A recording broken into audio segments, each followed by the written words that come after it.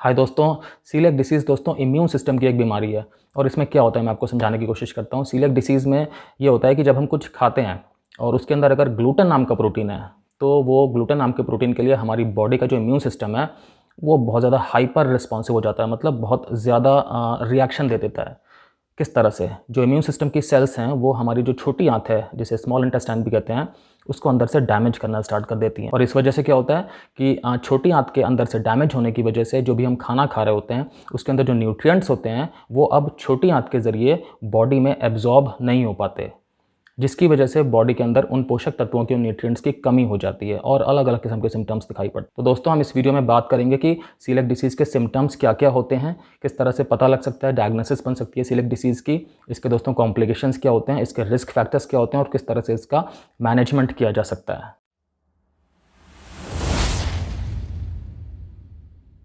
दोस्तों मैं हूं doctor Kamal Singh, x armed forces medical college, x Fortis hospital, x a lot of corporate hospitals.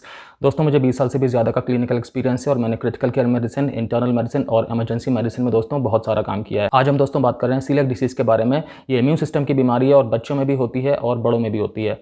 सबसे पहले हम बात करते हैं कि बड़ों में किस तरह के सिम्टम्स सीलिएक डिसीज़ की वजह से देखे जा सकते हैं। तो दोस्तों नौजिया हो सकता है, वॉमिटिंग हो सकती है, मतलब जी मिचलाना या उल्टी आना। साथ ही दोस्तों पेट में दर्द होना, जिसे एब्डोमिनल पेन कहते हैं, बहुत कॉमनली देखा जाता है। डायरिया हो सकता है, जिसे लूज मोशंस भी कहते हैं दोस्तों, और कॉन्स्टिपेशन भी रह सकता है, मतलब कब्जियत भी बनी रह सकती है। बहुत ज़्यादा थकान हो सकती है दोस्तों, जिसे फैटीग कहते हैं। बहुत ज़्यादा वीकनेस हो सकती है और पेट में बहुत ज़्यादा गैस बन सकती है या अंदर से पेट में वफारे आ सकते हैं, ऐसा बहुत भारीपन सा लग सकता है। इस तरह के सारे पेट वाले सिम्टम्स दोस्तों एडल्ट्स में सीलिएक डिसीज़ में कॉमनली देखे जाते हैं। दोस्तों जितने एडल्ट्स को सीलिएक डिसीज़ होती है उनमें लगभग 50% से भी ज़्यादा को डाइजेस्टिव सिस्टम के अलावा बाकी बॉडी सिस्टम्स के अंदर भी सिम्टम्स देखने को मिलते हैं। फॉर एग्जांपल सबसे कॉमन सिम्टम है अनीमिया। अनीमिया क्यों होता है? क्योंकि चूँकि स्मॉल इंटेस्टाइन अंदर से डैमेज हो गई है, तो अब आयरन ठीक से एब्जॉर्ब नहीं होता बॉडी में, और आयरन बहुत इंपॉर्टेंट होता है बॉडी के लिए। अगर आयरन की कमी हो तो हीमोग्लोबिन की कमी हो जाती है, जिसकी वजह से अनीमिया हो जाता है। अनीमिया के सिम्टम्स कैसे पता लगते हैं कि बहुत ज़्यादा थकान हो जाती है दोस्तों, बहुत ज़्यादा वीकनेस हो जाती है। साथ ही साथ दोस्तों कई बार ऑस्टियोपोरोसिस भी देखा जाता है सीलिएक डिसीज़ में, जिसमें क्या होता है कि जो बोन्स हैं वो सॉफ्ट हो जाती हैं, उनकी मजबूती कम हो जाती है। दोस्तों मुंह में छाले जैसी कंडीशन भी दिखाई पड़ती है, जिसे माउथ सोर्स कहते हैं। हेडेक हो सकता है। कुछ नर्वस सिस्टम के सिम्टम्स भी दिखाई पड़ते हैं, जैसे कि कई बार स्किन में किसी भी जगह पे सुन्नपन हो जाना, या कई बार कुछ चींटियाँ सी चलनी या सुइयाँ सी चुभनी, इस तरह की सेंसेशन होना। कई बार बैलेंस भी पेशेंट का थोड़ा ख़राब हो जाता है, चलते चलते एक तरफ डगमगाना या खड़े खड़े एक तरफ डगमगाना स्टार्ट हो जाता है। इस तरह की चीज़ें दोस्तों देखी जाती हैं। स्किन में एक रैश कई बार बहुत कॉमनली देखा जाता है। इस रैश में खारिश भी हो सकती है, खुजली भी हो सकती है। इची रैश होता है और इसका नाम होता है डर्मेटाइटिस हर्पेटिफॉर्मिस। ये सीलिएक डिसीज़ के अंदर कॉमनली देखा जाता है दोस्तों। इसके साथ साथ कई बार जो स्प्लीन होती है, स्प्लीन का फंक्शन भी नॉर्मल से कम होते देखा गया है सीलिएक डिसीज़ में। स्प्लीन एक इम्यून सिस्टम का बहुत इंपॉर्टेंट ऑर्गन माना जाता है। और दोस्तों जॉइंट्स में पेन रह सकता है सीलिएक डिसीज़ में बहुत सारे एडल्ट्स को। तो ये ओवरऑल एक स्पेक्ट्रम है दोस्तों, जो कि डाइजेस्टिव सिस्टम के अलावा बाकी सिस्टम्स भी इंक्लूड करता है सीलिएक डिसीज़ में। और ये सारे के सारे लक्षण एडल्ट्स में देखे जा सकते हैं। ये सिस्टम्स की रेंज है दोस्तों, स्पेक्ट्रम है, जिसके अंदर किसी में भी कोई भी सिम्टम आ सकता है। दोस्तों जो बच्चे होते हैं उनके अंदर क्या होता है कि सीलिएक डिसीज़ में मोस्टली जो सिम्टम्स आते हैं वो डाइजेस्टिव सिस्टम के अंदर के ही आते हैं ज़्यादातर। और वो सिम्टम्स बच्चों में किस तरह के देखे जा सकते हैं कि पेट में दर्द होना, जिसकी वजह से बच्चे रोते हैं, कब्जियत हो जाना, या कि डायरिया हो जाना, बार बार बच्चों को लूज़ मोशन होने लगना, पेट का बहुत ज़्यादा फूल जाना, बहुत ज़्यादा अंदर पेट के गैस बनने लग जाना, इस तरह के सिम्टम्स। और साथ ही दोस्तों वॉमिटिंग्स भी बच्चों को बहुत बार देखी गई हैं, या उनका जी मिचलाता है, जिसकी वजह से वो ठीक से अपना ओरल इनटेक नहीं कर पाते। और दोस्तों ये भी देखा गया कि जो बच्चे सीलिएक डिसीज़ के स्टूल पास करते हैं बहुत बारी, तो उस स्टूल का कलर बहुत हल्का होता है, पेल कलर्ड स्टूल कह सकते हैं उसे, और उसमें बहुत ही ज़्यादा गंदी स्मेल होती है, उसे फाउल स्मेलिंग स्टूल्स कहते हैं। ये भी एक प्रोमिनेंट सिम्टम है बच्चों में सीलिएक डिसीज़ का। दोस्तों बच्चों में सीलिएक डिसीज़ होने की वजह से न्यूट्रिएंट्स का एब्जॉर्प्शन ठीक से बॉडी में नहीं होता, बॉडी को पोषक तत्व खाने से अच्छी तरह से नहीं मिल पाते, जिसकी वजह से बच्चों की ग्रोथ में, बच्चों के डेवलपमेंट में प्रतिकूल प्रभाव पड़ सकता है, मतलब ये चीज़ें एडवर्सली अफेक्ट हो सकती हैं। एनीमिया रह सकता है, हो सकता है कि बच्चों की जो हाइट है, जो वेट है, वो बिल्कुल कम रह जाए, ठीक से ना बढ़े। प्यूबर्टी उनकी डिले हो जाए, मतलब उन्हें समय पर प्यूबर्टी के लक्षण ना आए, उनके अंदर बहुत इरिटेबल स्वभाव हो जाए, जो उनके दांत हैं उनके अंदर जो इनामल होता है उस पर प्रभाव पड़ जाए, साथ ही जो ब्रेन संबंधित न्यूरोलॉजिकली जो प्रॉब्लम्स होती हैं कई तरह की, वो बच्चों में भी देखी जाती हैं। फॉर एग्जांपल लर्निंग डिसेबिलिटीज़ हो सकती हैं, जो कोऑर्डिनेशन होता है पूरी बॉडी का अंदर ही अंदर, उसमें बहुत ज़्यादा प्रभाव देखा जा सकता है। और साथ ही बच्चों को बहुत बारी सीजर्स पड़ते या मिर्गी के दौरे पड़ते देखे गए हैं। कई बार बच्चों को अटेंशन डेफिसिट प्रॉब्लम्स भी देखी गई हैं कि बच्चे एक चीज़ में स्थिरता से अपना दिमाग लगा के काम नहीं कर पाते और कभी इधर कभी उधर, उनका फोकस हमेशा हर तरफ रहता है। बच्चे बहुत ज़्यादा हाइपर एक्टिव होते हुए भी देखे गए हैं सीलिएक डिसीज़ में कई बार। दोस्तों मूड चेंजेस बहुत कॉमन है सीलिएक डिसीज़ में। बच्चों में या किशोरावस्था में इरिटेबिलिटी बहुत कॉमनली देखी जाती है, जल्दी जल्दी से चिड़चिड़ापन हो जाना, और एडल्ट्स में दोस्तों डिप्रेशन काफ़ी कॉमनली सीलिएक डिसीज़ में देखा जाता है।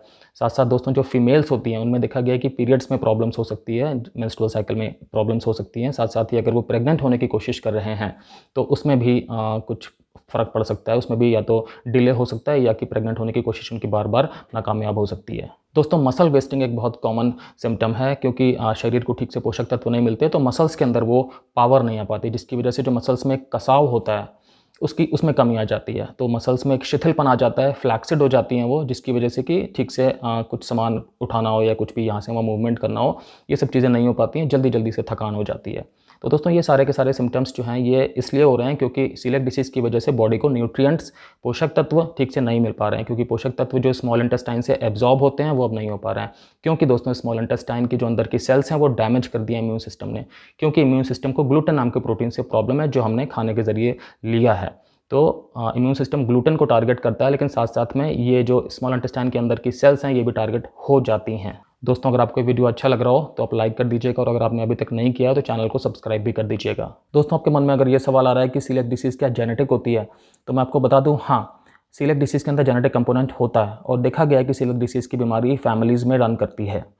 तो वैसे इसका ये मतलब नहीं कि अगर आपके फैमिली में किसी को, आपके माता पिता को या ग्रैंड पेरेंट्स को या भाई बहनों में से किसी को है तो आपको 100% श्योर है सीलिएक डिसीज़ हो जाएगी, ऐसा नहीं है। लेकिन हाँ, चांसेस आपको होने के ज़्यादा है नॉर्मल पॉपुलेशन के कंपैरिजन में। दोस्तों अभी भी मॉडर्न साइंस में एग्जैक्ट कॉज नहीं पता है, लेकिन कुछ एक जीन्स होते हैं बॉडी के अंदर जो अगर हैं आपके अंदर, और उसके बाद अगर आप ग्लूटेन कंटेनिंग फूड खा रहे हैं तो सीलिएक डिसीज़ होने के आसार बढ़ जाएंगे या आपको सीलिएक डिसीज़ हो जाएगी।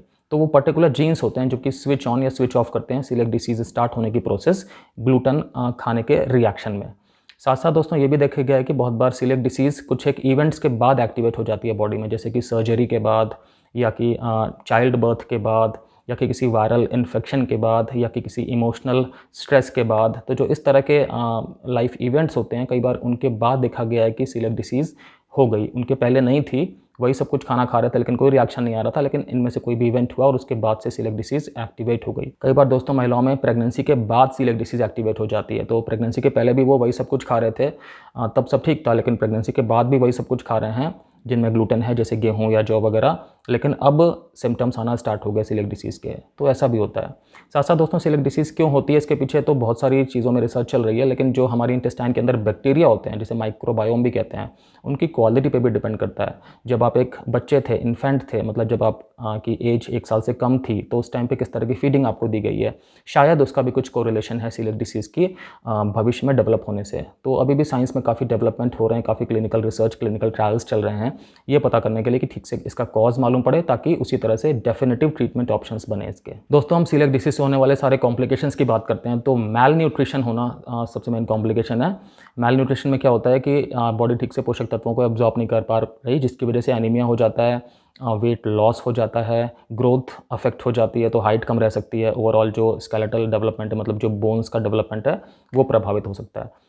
साथ साथ ही दोस्तों एनीमिया हो सकता है। ये सारी की सारी चीज़ें मेल न्यूट्रिशन के स्पेक्ट्रम में आती ही हैं। और दोस्तों ऑस्टियोपोरोसिस हो सकता है। इसका मतलब हो गया कि जो बोन्स हैं उनके अंदर ठीक से मिनरल डिपोजिशन नहीं होता, जिसकी वजह से बोन्स सॉफ्ट हो जाती हैं। ऐसी बोन्स में स्ट्रेंथ की कमी हो जाती है, जिसकी वजह से वो जल्दी मुड़ सकती हैं या जल्दी ही उनमें फ्रैक्चर आ सकता है, जल्दी ही वो ब्रेक हो सकती हैं। इस तरह की कंडीशंस सॉफ्ट बोन्स में देखी जाती हैं। दोस्तों इनफर्टिलिटी कॉमनली देखी जाती है सीलिएक डिसीज़ के पेशेंट्स में कॉम्प्लिकेशन के रूप में, और मिसकैरेजेस मतलब एबॉर्शन होना भी बहुत कॉमनली देखा जाता है। दोस्तों सीलियक डिसीज़ में देखा जाता है कई बार लैक्टोज इंटॉलरेंस हो जाती है। इसका मतलब होता है कि अगर आप दूध या दूध से बनी चीज़ें लेते हो तो उसके बाद आपको पेट के सिम्टम्स आ जाते हैं, जैसे बहुत ज़्यादा गैस बनना स्टार्ट हो जाती है या कि आपको वॉमिटिंग्स आना स्टार्ट हो जाती हैं। इस तरह की चीज़ें बॉडी आपको ये सिग्नल दे रही होती है कि आपको दूध से बनी चीज़ें अब ठीक से हज़म नहीं हो रही हैं। दोस्तों बहुत सारे पेशेंट्स में ये भी देखा गया है कि सीलियक डिसीज़ होने के बाद अगर वो ग्लूटेन वाले जो फूड प्रोडक्ट्स हैं उनको लेते रहें, उन्हें अवॉइड ना करें, तो उनमें कुछ एक तरह के कैंसर्स होने की संभावना भी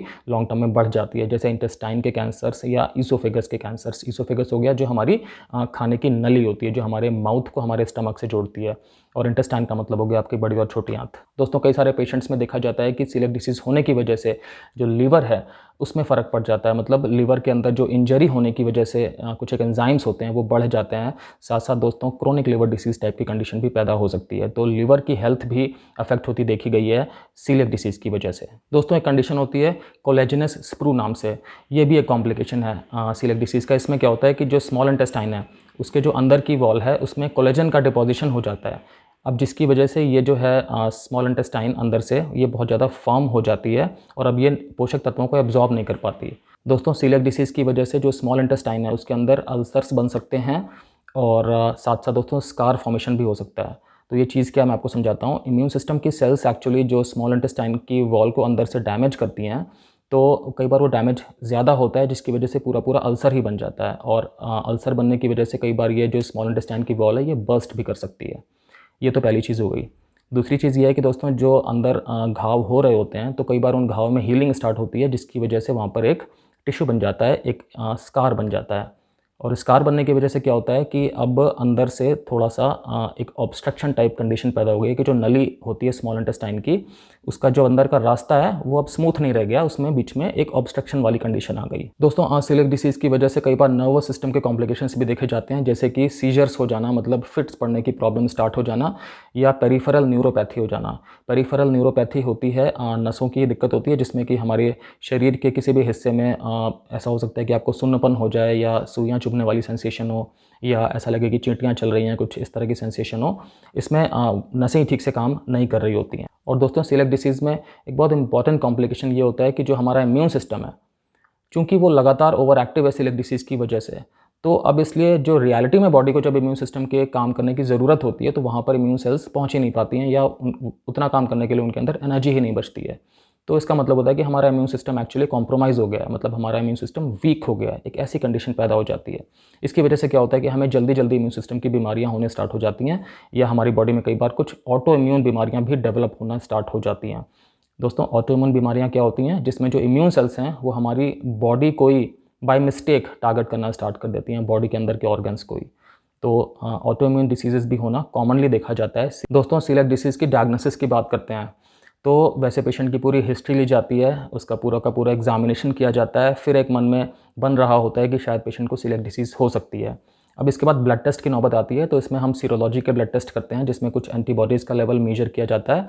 साथ साथ दोस्तों इसमें human leukocyte antigen HLA DQ की भी टेस्टिंग की जाती है। अगर स्पेसिफिकली बात करें तो HLA DQ2 और HLA DQ8 की। अब हम बात करते हैं दोस्तों कि वो जो एंटीबॉडीज़ के बारे में मैं कह रहा था, तो वो कौन सा टेस्ट होते हैं। तो दोस्तों जो 2 साल से ऊपर के बच्चे हैं या जो एडल्ट्स हैं उनमें टिश्यू ट्रांसग्लूटामिनेज एंटीबॉडीज़ का टेस्ट किया जाता है, और इससे पता लग सकता है कि इसका लेवल देख करके कि सीलियक डिसीज़ बॉडी में है कि नहीं है। साथ साथ दोस्तों एक IgA एंडोमाइसियल एंटीबॉडी टेस्ट है जो कि 100% स्पेसिफिक होता है सीलियक डिसीज़ के लिए। तो अगर ये पॉजिटिव आ गया तब भी ये कंफर्म हो जाता है कि सीलियक डिसीज़ है। हालांकि ये थोड़ा सा एक्सपेंसिव होता है, तो जो टिश्यू ट्रांसग्लूटामिनेज टेस्ट है वो कॉमनली करके देखते हैं क्योंकि उसकी सेंसिटिविटी ज़्यादा अच्छी है। और दोस्तों जो 2 साल से कम उम्र के बच्चे हैं उनमें कई बार डीएमिडेटेड ग्लाइडिन IgA एंटीबॉडी टेस्ट करके देखा जाता है कि सीलियक डिसीज़ होने का चांस है या नहीं है। दोस्तों मैं आपको बताना चाहता हूँ कि इन टेस्ट के अलावा भी पूरी बॉडी का चेकअप किया जाता है जिससे कि इन्फॉर्मेशन मिल सकती है सीलियक डिसीज़ के बारे में। फॉर एग्जाम्पल अगर हम ब्लड टेस्ट लेकर के ये चेक करेंगे कि ब्लड के अंदर आयरन कितना है या कैल्शियम कितना है या बाकी न्यूट्रिएंट्स किस मात्रा में है, तो उससे भी आइडिया लगेगा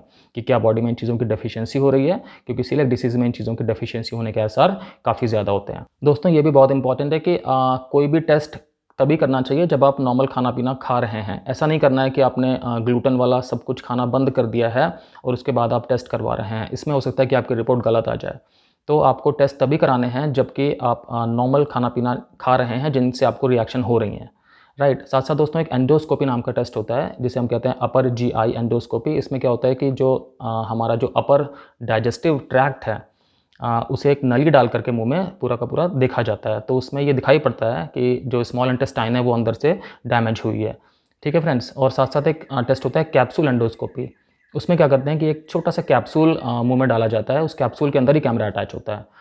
तो वो कैप्सूल मुंह के ज़रिए, खाने की नली के ज़रिए फिर स्मॉल इंटेस्टाइन में जाता है और वहाँ पे कैमरे के ज़रिए फ़ोटोज़ खींचता है। फ़ोटोज़ एक सामने वीडियो में ट्रांसमिट करता है जिसमें कि जो भी डॉक्टर्स हैं वो देख सकते हैं कि स्मॉल इंटेस्टाइन के अंदर की जो हेल्थ है वो कितनी डैमेज हो चुकी है। तो दोस्तों इससे भी आसार लगता है कि सीलिएक डिसीज़ बॉडी में है कि नहीं है। दोस्तों जैसे हमने बात की थी कि सीलिएक डिसीज़ के करीब 15 से 20% पेशेंट्स में एक स्किन रैश होता है जो जिसमें खारिश भी होती है, जिसे डर्मेटाइटिस हर्पेटिफॉर्मिस कहते हैं। तो अगर दोस्तों ऐसा कोई रैश है पेशेंट में तो उससे भी एक छोटा सा सैंपल लिया जा सकता है, स्किन बायोप्सी ली जा सकती है और उसे माइक्रोस्कोप के अंदर एग्जामिन किया जा सकता है ये देखने के लिए कि उसमें सीलिएक डिसीज़ के होने के आसार बन रहे हैं कि नहीं बन रहे हैं। दोस्तों अगर हम ट्रीटमेंट की बात करें तो सबसे इंपॉर्टेंट स्टेप इसमें यही है कि ग्लूटेन को पूरी तरह से अवॉइड करना है। अब ग्लूटेन नॉर्मली कौन कौन सी खाने की चीज़ों में होता है दोस्तों? गेहूं में होता है, जैसे हमने बात की थी, जौ में होता है, साथ ही एक राई नाम का ग्रेन होता है। राई का मतलब आप वो सरसों वाली राई मत समझिएगा, राई नाम का एक ग्रेन होता है जिसे निवारिका भी कहते हैं, उसके अंदर भी ग्लूटेन होता है। तो हमें ये चीज़ें अवॉइड करनी है। साथ साथ दोस्तों जो भी आप फूड ले रहे हैं अगर वो पैकेज्ड है तो आपको हमेशा उसके अंदर पढ़ना है कि ये क्या ये टोटली ग्लूटेन फ्री है। अगर टोटली ग्लूटेन फ्री नहीं है तो आपको नहीं लेना है। कई बार जो भी न्यूट्रिशनल सप्लीमेंट्स होते हैं दोस्तों या कैप्सूल्स होती हैं इनके अंदर भी ग्लूटेन होता है। दोस्तों कई तरह की दवाओं में जो प्रिस्क्रिप्शन मेडिसिन भी हैं या ओवर द काउंटर मेडिसिन भी हैं उनमें भी ग्लूटेन होता है। और दोस्तों ये भी देखा जाता है कि बहुत बार जो फूड प्रिजर्वेटिव्स हैं बहुत तरह के या जो फूड स्टेबलाइजर्स हैं जो कि खाने में डाले जाते हैं ताकि वो खाना अधिक समय तक फ्रेश लगे और टेस्ट लगे, तो उनके अंदर भी ग्लूटेन होता है। तो आपको बहुत केयरफुली जो भी पैकेज्ड फूड आप खा रहे हैं उसमें आपको देखना है कि क्या इसमें ग्लूटेन की थोड़ी सी भी संभावना है। अगर दोस्तों थोड़ी सी भी संभावना है तो आपको पूरी तरह से वो चीज़ अवॉइड करनी है, क्योंकि अगर ग्लूटेन बहुत ज़रा सी मात्रा में भी आपके शरीर में जा रहा है और आपको सीलिएक डिसीज़ है तो आपको नुकसान पहुंचा सकता है। ये मत समझना कि अगर वो आप बिल्कुल थोड़ी क्वांटिटी में ले रहे हो तो बॉडी को इतना फ़र्क नहीं पड़ेगा।